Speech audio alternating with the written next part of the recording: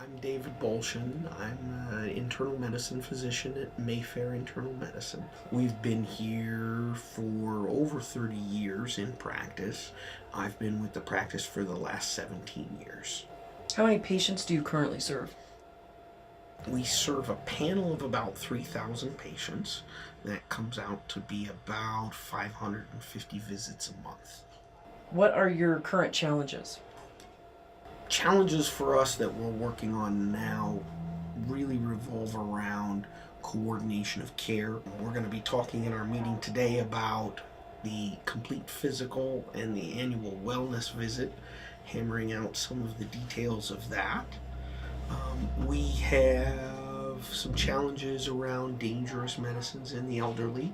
That's one of our quality measures that are coming up that we could use some work on.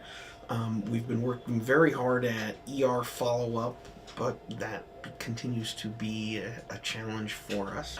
Psychiatric access has always been an issue for us, and psychological access as well. How do you manage meetings successfully? Meetings are tough. Meetings have changed over the years. Original meetings had a lot of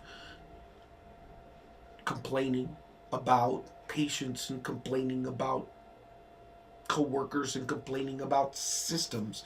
And now we spend more time focusing on how we're going to change these things.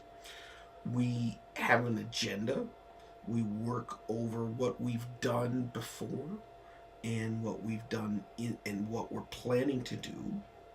I think meetings have changed also because we've become more inclusive. Our front office participates in CPC meetings. Our back office participates in CPC. How is facilitation helpful in those meetings? Facilitation has been incredible. From the beginning, we really didn't know what we were supposed to be doing. The facilitator needs to know what the milestones are.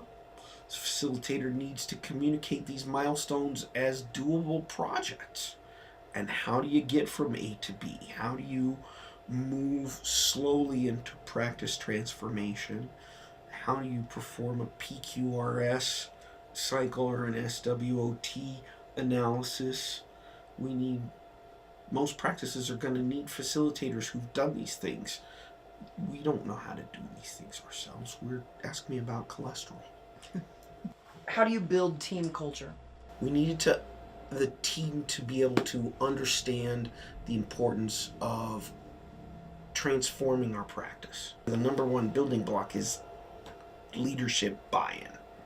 And that has to be critical. The leadership has to buy in. In addition, that's not enough. Obviously, the staff has to have a buy-in. They have to understand, why am I finding out whether Mr. Jones went to see the endoscopist?